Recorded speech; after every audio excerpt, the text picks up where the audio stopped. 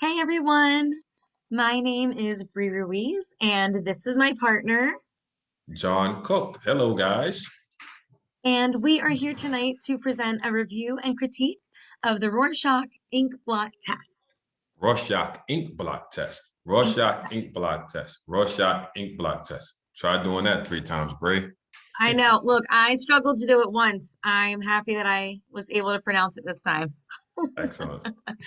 So, this Rorschach ink blot test was developed by the wonderful Erman Rorschach in 1921.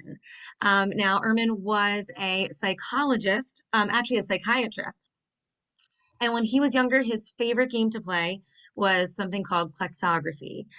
So, plexography is basically looking at a picture or just something ambiguous, maybe not actual humans, but like, you know, colors or shapes and things like Blah! that. Yeah, What do you craziness, right? say? Splatters, all that, right? And Yes. basically, you look at it and you decide on a story. So, like, what is it about? What is the So, mind telling you about what you see? exactly, exactly. And he was doing that when he Exactly. was a kid. Like, I mean, no wonder he went into psychology. I mean, he took the right path, that's for sure. Often wonders if one that needed psychiatry knew much a lot about psychiatry. Oh, I would look into that. That's a good point. Okay. So, not only was this game part of the inspiration for the ink blot test, but also the time that Erman Rorschach spent as a intern, I believe, in a psychiatric ward. So in 1918, he was working in a psychiatric ward, and he noticed that as he was administering some of these ink blot, not so much an assessment yet, but just kind of like showing people the picture, right? He's like, hey, check this out, John. What do you notice? And what he started to notice is that people who had schizophrenia, who were diagnosed schizophrenia by the psychiatric ward, were responding in very similar ways to the inkblot tests. So they would look at a picture and they would maybe say, "I see a wolf," or "I see, something that makes me feel angry or heartbroken." Whereas everybody else might answer, "Oh, I see a butterfly," or whatever the Mm. example might be. So it seemed like everybody who was in a psychiatric ward for schizophrenia, or most of them, were displaying similar reactions to these assessments. So let me ask So you a question, Bree. yeah, yeah, go for it. What would Glasser say about this test? And this is just a super random. We can go right back to the order. And his reality therapy and confrontational therapy, would he say nonsense? And what we will also be doing is verifying the validity of this test and exactly what type of test measurements that it quantifies and who will use it, who will not use it, and Mhm. where is it accessible and what is the outcome of this test. Yeah, Go ahead, Bree. absolutely. Because I don't really think that it is reliable or valid. And we'll get to that later. But Okay. I do wonder about, how I don't want to necessarily say how safe is it, but how important is it to give? Is Okay. it something that matters to give? Is it worthwhile? Do the pros outweigh the cons? And I think that is something that we can discuss later with validity and all that as well. Absolutely. So that's definitely where this stemmed from. Another important thing to note is that Erman Rorschach did align with the psychoanalytic theory. He considered himself a Freudian. So, of course, free association, right? Unconscious thoughts reveal your inner desires and ultimately your personality. In addition to that, if you're able to uncover someone's inner desires and their personality and these different traits, you're more likely to find an appropriate treatment plan for them, which of course is the goal in what we're doing. So I do see a benefit, of course, in doing some of these assessments. Um, it is just 10 individual ambiguous blots. Some of the blots are black and white, some are black, white, and red. Others are multicolored, and they all just are ambiguous. They appear as nothing, right? Just a splatter on a page. The individual is then asked to explain what they see in the blot. So, as I said earlier, I see a wolf or a What do butterfly. you see? Right. That's coming up. Oh, that's right. We have a treat coming up for our viewers, right? So after you explain what you see in the plot, I'm sorry, in the blot, the test administrator will write down everything they say, right? Not only what they say, but the action they take. So do they hesitate before answering? Does the client look sad, or, does their demeanor change when they see a certain picture? So all of that is written down. That's all considered important to the final scoring.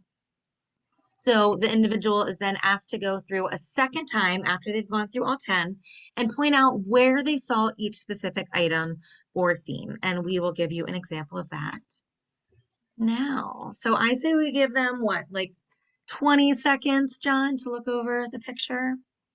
Roses are red, violets can never be green. Look at this screen and tell me what you see.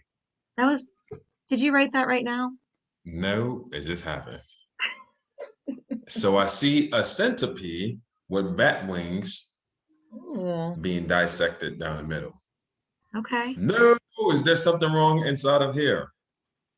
Look, I didn't look it up beforehand, so I'm definitely going to look it up now. I'm going to see if that's a normal answer, but do you see how you can have remote control of the screen now? I do. Do you want to move the mouse and show us? Let's pretend like that was, your first round. Let's make this your second round. Where do you Okay. see the centipede?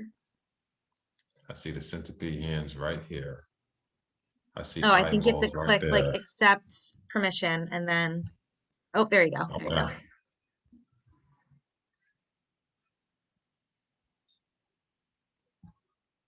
Oh I no. accepted permission. There you go. All right. So In where's my your in, centipede? in my opinion, you see the hands, the Mm-hmm. centipede, you see the wings of a bat, and down the middle is being sliced in half. Ooh. We're perspective. I was gonna say, man, it's getting. But what if my eyes, hypothetically, what would you say if I was a prisoner of war and my Hmm. perspective was blurry based off my traumatic experiences? So my question is that does this test have much validity for those that have experienced multiple amount of trauma? Or Hmm. is this test designed only for those that have neurological disorders, right? Yeah, Um, that's a great question. it is a great question. And if you have most scholars that will agree with the test and most that will not, based on those questions. Because what do you see? What is your perspective? What do you feel? What are your views? It's artwork. And Yeah, one thing I can say is that we all have different perspectives. Does that make you, or does that state that you have a diagnosis? Absolutely, in my opinion, not. Does it have merit in some sense? Absolutely. But then in other sense, I think that it does not. Let's move forward. great points. All right, so back to that good old reliability and validity. So of course it's been around forever.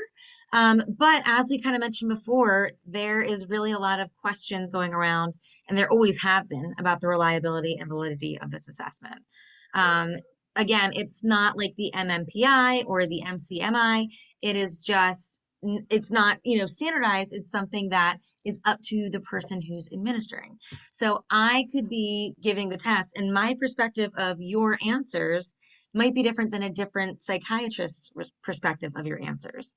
So it's always been challenging because you also figure my previous experiences change how I view things, right? Like as a therapist, it's, you can't help it. It's your lens. It's who you are. It's what makes you you. So as a therapist, I view things from a certain perspective. So of course, I'm going to view that client's answers in a certain way. Exactly. And one of the things I want to take into account is that you want to look at this from a personality and characteristic perspective, more emotional functioning, Hmm. right? And to deal with those particular type of complex algorithms rather than more of an intelligent base, an IQ base. We have other testing for that. So what is your perspective exactly from clinician Bree? What are you thinking? So clinician What Bree thinks that what did she's, you I'm oh, sorry, take the PowerPoint back up and let me see exactly what do you see when you look at. oh, you can't see it? There you go. What do you see? There you go. Oh, the what do you see? This one? Yes. There you go.